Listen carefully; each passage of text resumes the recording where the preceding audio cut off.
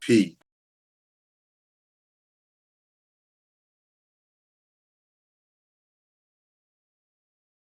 Well, that's my home. That's where I grew up.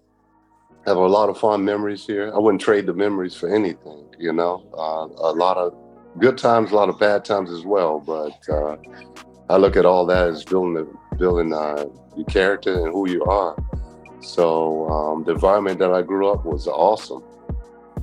My goal as a kid was to be known as one of the best to ever play, because I grew up playing as a kid against the best players in the neighborhood. I was a kid playing with guys that were older than myself. So I wanted to learn the game. When I got into high school, the seniors all knew me. They were athletes because I played with them. I have a twin brother. A lot of people don't know that. We grew up playing ball together. So to separate from him was a tough decision. But I grew up without a father. So I was relying on my high school coaches. Coach of the football team, I looked up to those guys, and they pushed me to Tennessee. Thought it was the best fit for me. I couldn't have made a better choice. Actually, when I went off to Tennessee, I took my brother's number. I wore number 14 in honor of him. So it was, and I look at Tennessee. Knoxville, Tennessee is like a home away from home for me. That is my home away from home. You know, it was the toughest decision I had to make in life was deciding what college to attend.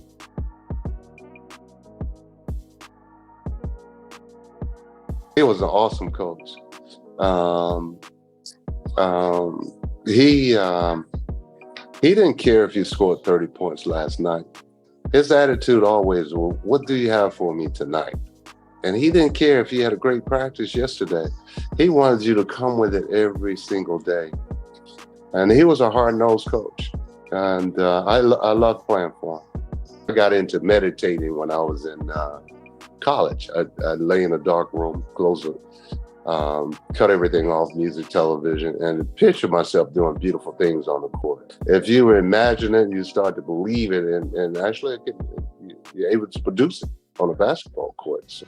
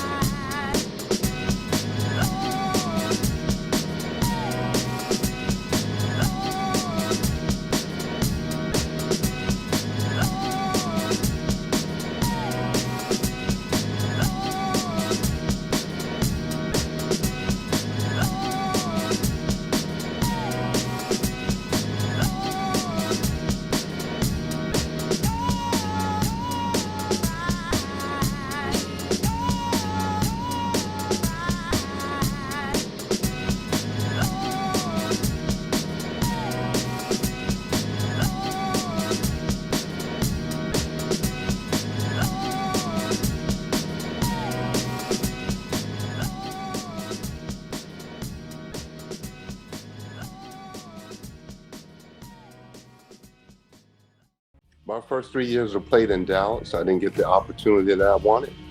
It was a nervous experience for me. I requested a trade. I wanted out. I wanted out of Dallas. I wanted an opportunity to play. I ended up playing for Bernie Bickerstaff. He threw me into the starting lineup and told me to shoot the basketball. Gave me an opportunity. I had the biggest increase in points from one year to the next in NBA history. Getting that opportunity. In Dallas, if you walked into a practice and you didn't know any of the players, and you saw me on the floor, you'd think I was the star player on the team. Practice time was playtime for me. So if you didn't come to practice, I was going to embarrass you. I worked hard in practice because I know I wasn't going to get the minutes in the game situations in Dallas. So that was a pivotal point in my career, getting to go to Seattle and playing for a coach like Bernie Bickerstaff that had confidence in me, and teammates that were unselfish with helping me get involved in the games and setting picks and making passes. In a way, sacrificing their games to get me involved. I believe we might have been the first trio to score 20-plus points a game. Tom Chambers, Executive McDaniels, and myself. My coach nicknamed me the Silent Assassin because I was quiet.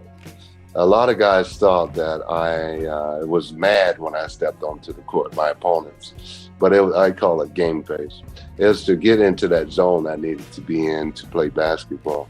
I can't imagine how some of the guys are friends and play basketball against one another now, and they hang out together during the off season. I couldn't do that. I was friends with my teammates. My opponents, I wanted to destroy.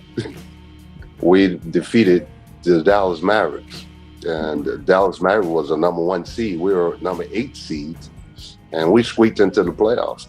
They beat us through the regular season. They beat us 20-plus points every single game. In the first game of the playoffs, they drilled us, and we went on to defeat them 3 straight games. I don't know if we were the first team, the number 8 seed, to beat the number 1 seed. So that was exciting. It brought a lot of excitement to the city of Seattle, and the fans were behind us 100%. I mean, they were standing outside the arenas trying to get in. And then we went on to defeat the Rockets, and they had an awesome team. The Rockets, after that defeat, went on to win championships. Well, we played against the Lakers in the Western Conference Finals, and they were the best team in the NBA. They went on to beat the Celtics. In every single game, we had opportunities to win. The games went down to the wire. So we had opportunities. We were right there. We were just missing a couple pieces. I believe that was the closest chance I ever got to competing for a championship. The first 3-point shooting contest I participated in, Larry was there, and he actually won. He won, and I got second place.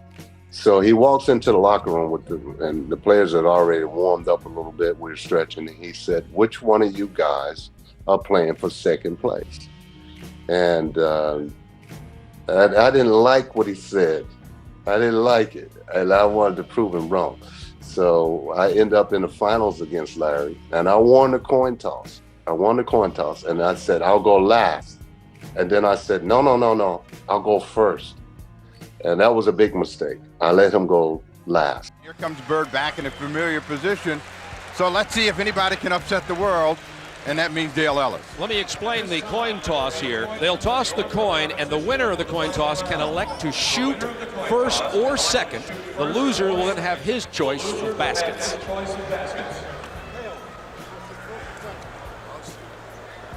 If I say first and second, it's like Dale won the toss, Bob, and just deciding what he wants to do. He's saying, "I will receive."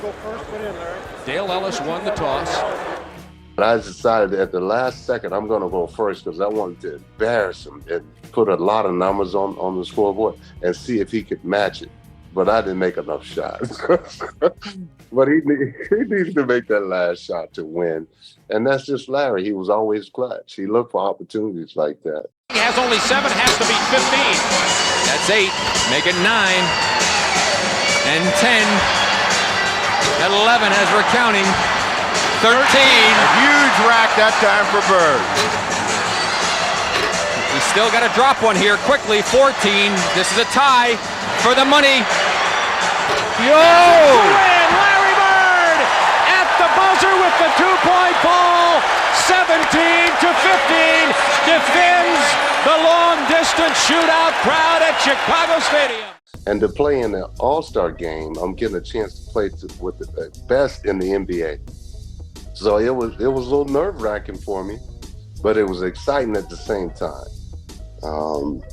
Funny story. Kareem Abdul was my childhood hero. I started playing basketball, throwing hook shots on the playground, and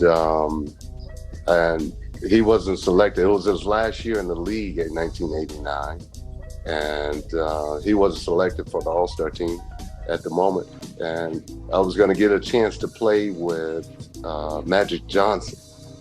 And I was excited about that, just to be able to run up and down the court with him and see how easy it was for me to get shots off and play basketball. But he gave up his spot to Kareem Abdul-Jabbar, so Jabbar could play his last season as an All-Star. And it just so happened that my locker was right next to Kareem's. I could not believe it. So the media was surrounding Kareem, and I didn't have the courage to say 2 words to him. I was still in awe of him, and I played 6 years of NBA basketball, but I'm still in awe of Kareem. I played against who I believe is the best basketball player ever played a game in my generation. I guess you could say that is Michael Jordan. Fun to play against. It was sleepless nights waiting to get on the court with him when I knew he was coming to town or I was going to Chicago. That was easiest game to get up for because you're playing against the best. The hardest thing for me playing NBA basketball was playing against teams we were supposed to beat. How do you get motivated to go out and play? You know, so the motivation was there with Michael every single night.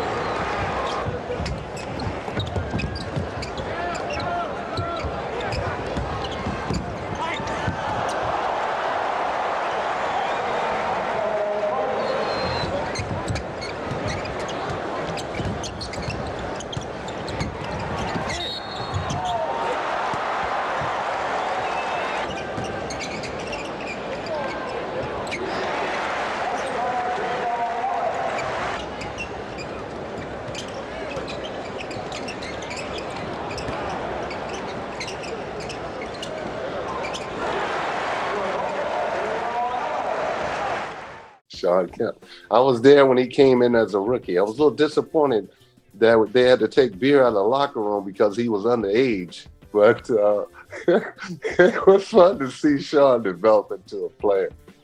I never had a chance to play with an awesome center, you know, and my goal was to compete for a championship.